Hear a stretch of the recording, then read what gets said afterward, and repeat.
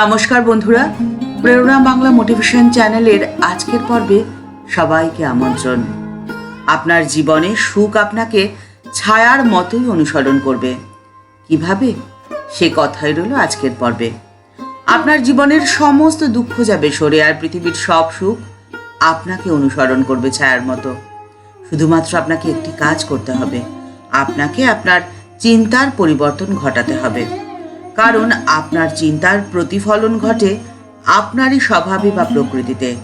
আপনার চিন্তা যদি পজিটিভ হয়, আপনার জীবন পরিপূর্ণ হবে পজিটিভিটিতে, আর যে পজিটিভিটি আপনাকে কাজে উৎসাহিত করবে। অলসতা থাকবে আপনার থেকে শত হস্ত দূরে, আর নেগেটিভ মানুষের সংস্পর্শ আপনার জীবনকে কখনোই কন্ট্রোল করতে পারবে না।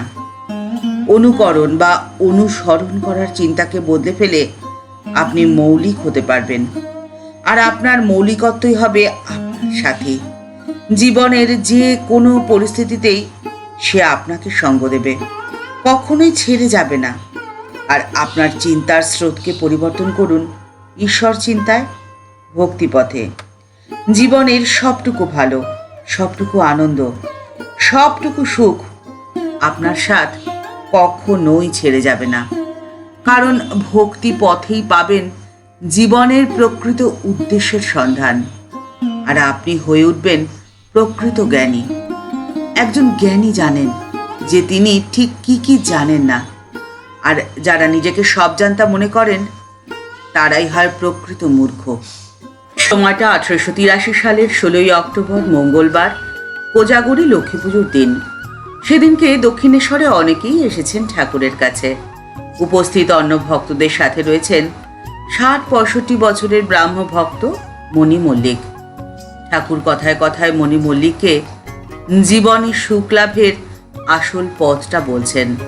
ঠাকুর বলছেন, জীবনের সমস্ত সুখ লাভের রয়েছে 3টি দরজা। প্রথম জ্ঞান, দ্বিতীয় কর্ম, আর তৃতীয় হলো ভক্তি। জ্ঞান নিষ্ঠায় সর্বজ্ঞতা লাভ হয়, কর্মনিষ্ঠায় চিত্তশুদ্ধি হয়, আর ভক্তি নিষ্ঠায় হয় শ্রী ভগবানের অনুগ্রহ লাভ। 3টি দরজা দিয়েই সুখ পাওয়া যায়। তবে কি জানো, তাঁর পাদপদ্মে ভক্তি সার। ভক্তির মধ্যে দিয়েই দুঃখ দীর্ণ লক্ষ লক্ষ আর্ত মুমুক্ষু চিত্তকে ঠাকুর দিয়েছেন সান্ত্বনা। ঠাকুর বলেছেন, ভয়ের কোনো কারণ নেই, কারণ পরমেশ্বর ভক্তবাঞ্ছা কল্পতরু।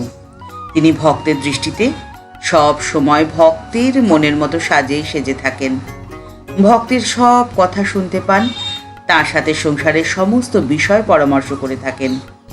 ভগবান শ্রীকৃষ্ণ অর্জুনকে বিশ্বরূপ দর্শন করানোর পরে বলেছিলেন, আমার দুর্লভ যে বিশ্বরূপ তুমি দেখলে, তা বেদ পাঠ, তপস্যা, নানান রকম সামগ্রী দান বা পুজোর মধ্যে দিয়ে হয় না। কেবলমাত্র এবং একমাত্র অনন্যা ভক্তির দ্বারাই ভক্ত প্রত্যক্ষ করতে পারে। কারণ ভক্তি হলো এক প্রকারের জ্ঞান, আর এই জ্ঞান লাভের জন্য প্রয়োজন আনন্দ স্বরূপ প্রিয়তম পরমাত্মা। এছাড়া আর অন্য কোনো উপাচার সবই নিষ্প্রয়োজন। আর তাই তো মা বলেছেন, দরকার নেই ধূপ দীপ চন্দনের, তাঁর পাদপদ্মে মনটি থাকলেই হলো। ভক্তি শব্দটি এসেছে ভজ ধাতু থেকে। ভজ শব্দের অর্থ সেবা। ভগবানের সেবাই হলো ভক্তির আসল স্বরূপ। আর গৃহী ভক্তদের উদ্দেশ্যে ঠাকুর বলেছেন, ঈশ্বরে ভক্তি লাভ না করে যদি সংসার করতে যাও, তাহলে আরো জড়িয়ে পড়বে। বিপদ, সুখ, তাপ এসব এলে তোমরা অধৈর্য হয়ে যাবে। জীবনে বিপদ, সুখ, তাপ এসব আসবেই। আসবে নানান সমস্যা, ঝঞ্ঝাট, ঝামেলা। সবকিছুকে শান্ত মনে গ্রহণ করার জন্য যে শক্তি প্রয়োজন, তা আপনি পাবেন ভক্তির মধ্যে দিয়েই। জীবন আছে আর জীবনের দাবদাহ নেই, এ তো হতে পারে না।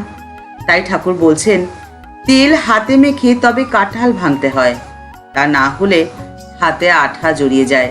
তাই তো ঠাকুরের নির্দেশ, ঈশ্বরের ভক্তিরূপ তেল লাভ করে তবে সংসারের কাজে হাত দিতে হয়, অর্থাৎ কাঁঠাল ভাঙতে হয়। ঠাকুর বলতে চেয়েছেন, কর্ম যখন মানুষকে বেঁধে ফেলে, জীবিকা সন্ধানে মানুষ যখন ছুটে ছুটে ক্লান্তি অনুভব করে, দুঃখ যখন তাকে পীড়া দেয়, একের পর এক স্বজন বিয়োগ, বন্ধু বিয়োগ যখন তার মনকে ক্ষতবিক্ষত করে দেয়, তখন একমাত্র ভক্তির আবির্ভাবেই মানুষ সান্ত্বনা পায়।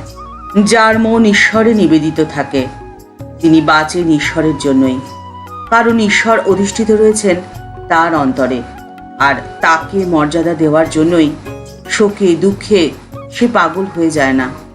দুঃখের দুঃসহ দিনেও ভক্ত মুখিয়ে থাকে তার আরাধ্যের মুখপানে, আর তখনই জীবনের সুখ তাপ দুঃখে মানুষ থাকে অবিচল স্থির, তার কোনো ক্ষতি হয় না। সে সেই পরিস্থিতিকে মোকাবিলা করার শক্তি অন্তর থেকেই লাভ করে।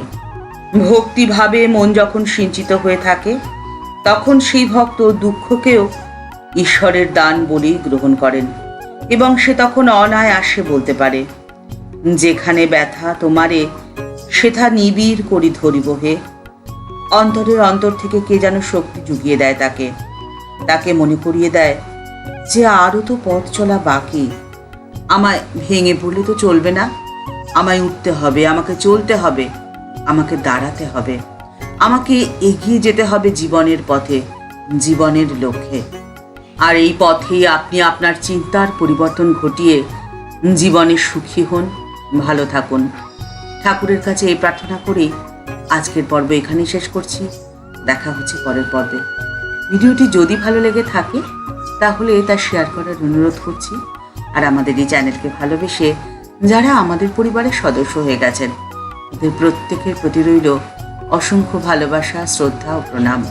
আর যারা এখনও এই চ্যানেলটি সাবস্ক্রাইব করেননি তাদের কাছে বিনীত অনুরোধ রইল চ্যানেলটি সাবস্ক্রাইব করে বেল বাটনটা ক্লিক করে দিয়ে অল বাটনটিতে ক্লিক করে দেওয়ার জন্যে। তাহলে এই চ্যানেলে ভিডিও আপলোড হওয়ার সাথে সাথেই আপনার কাছে নোটিফিকেশন চলে যাবে। সবাই ভালো থাকবেন, সুস্থ থাকবেন। নমস্কার।